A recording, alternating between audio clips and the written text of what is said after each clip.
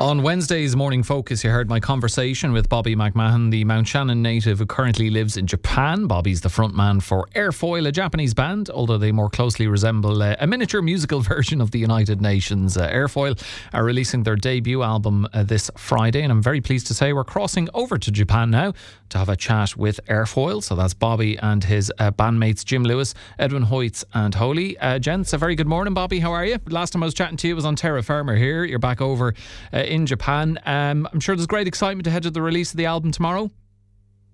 Oh yeah, we're very happy. It's been a long road, and we're finally there. Hey, woo! Yeehaw. Very good. Bobby, talk to us a little bit about how you remind listeners how you met the guys.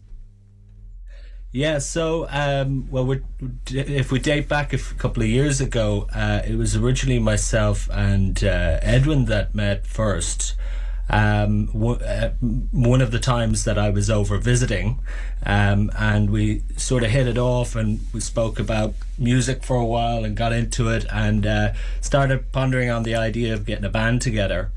And not long afterwards, Edwin had met Jim, and they'd become good friends and had been working together in Edwin's studio. And then I met them through Edwin. I met Jim. And we all sort of hit it off, and just had that same feeling. We all wanted to dive into the music again, get a band going. And then, like a year later, a year and a half? Yeah, something like that. Something like that. I decided to move the family over here and give it a real go.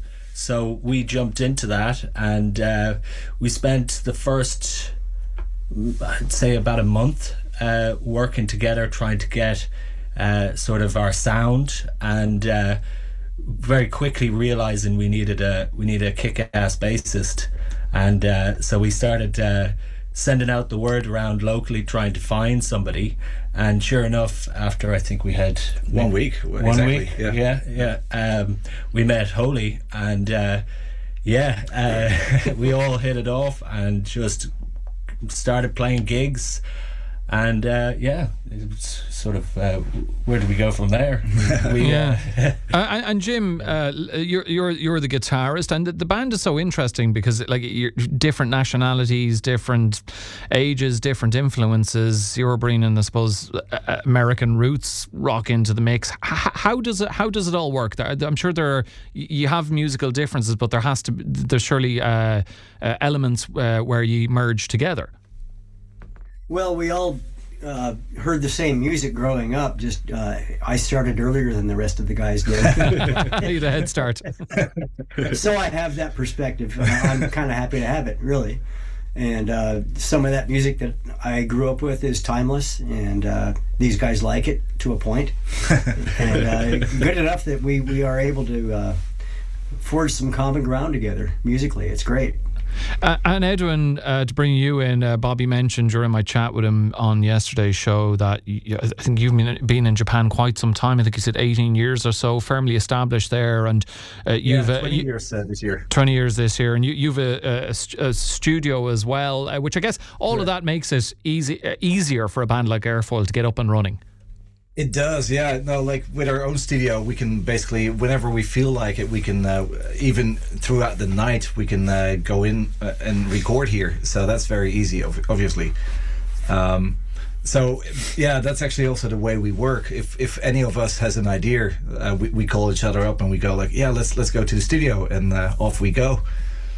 One of the things I was struck by listening to the album, Jim, is for a band that isn't together in the grand scheme of things particularly long, it's very, very well produced, well constructed songs, and very slick. For a lot of bands reach that point after a couple of albums. Debut albums can be maybe a little more rough and ready, particularly if they're releasing it very shortly after forming. Is that where the experience of the likes of yourself and Edwin, who've been playing for quite some time, and Bobby himself, as he told us yesterday, comes into play?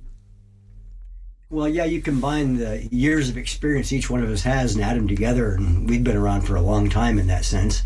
And Edwin has a lot of experience in recording and producing and engineering, so that's really been a huge help. I was asking Jim, Edwin, about, you know, where musically you guys meet. What about culturally? Because, you know, you've got an Irishman, a Dutchman, a Japanese native, and Jim, who's from America, from Montana, in the mix. So where are the cultural touch points that you all come together? Do you want to go for this one, Jim, or is it? Too many big words in that question for me. No, well, I'll keep it very, very short. Then maybe I think we all believe in the good nature of people, and I think as a whole we believe that mankind, we are all good people. I think, and we want to get that across. So we're all about love and peace and that kind of stuff, and that's where we meet. And if you are looking at the world from that perspective, I think it's very easy to get along with people, and then it doesn't really matter where you're from or what age group you are from, or music really becomes the sort of connector between people as well. For us, that's always been, you know, we kind of look at music as the universal language. Yeah, it kind of doesn't matter what language you speak, you know, you feel music, you know. So in this case, very, very literally, by the way, because I'm actually the only one who can sort of translate between Japanese and the other languages here.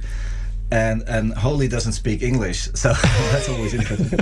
Well, that is one way to guarantee you'll never be booted out of the band, because they need a translator.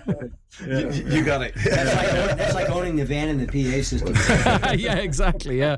Well, look, it's a really exciting time for any group that is on the cusp of releasing their first record. The debut album comes out tomorrow. Bobby, just to finish, you know, I'm sure you're all excited, but what is the hope from the record? As I mentioned, it sounds great, you know, it's slick production, very well, good songwriting, and we heard In My Head yesterday.